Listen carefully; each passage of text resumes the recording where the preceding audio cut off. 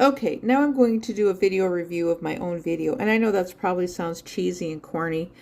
But what can you expect from such a cheesy and corny saying up here? My half heart is incomplete without you. Really? I mean, who's going to come up with something like that? Apparently I did. Now, but what I wanted to express here related to the card, well, it started out being a P. That's what I started out with. And so the person who wrote on there was actually right. But then I turned it sideways. There's no we. I have multiple personalities apparently in my brain. But it looks like a half heart right here. I don't know if you guys can see it or not. Here it looks like a cathedral. Upside down, it's the letter D. Do you see that? And it looks like a wheelchair. Hang on, let me see if I can show you this part. And I'll show you the kid in the wheelchair. Do you see the head right here?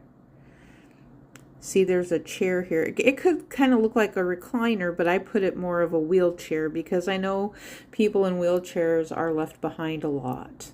And so that's why I mentioned the wheelchair, and there's some very significant symbolism related to military veterans in wheelchairs too.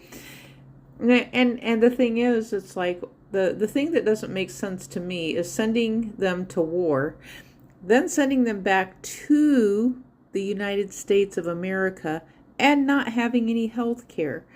And it's kind of the same premise as when people say women have these rights and they don't, so does it make sense to actually send veterans to war where they get hurt and then they have to have such expensive health care, and it keeps inflating up higher with prices? They're expressing this more and more now. And so I think I missed this direction. I'm not sure if I could turn, well, it does look like a hook. I could have missed that one too, a hook. But there's just some pretty elements when I put it. Oh, that looks like a face. Do you see? Hang on, let me see if I can show that.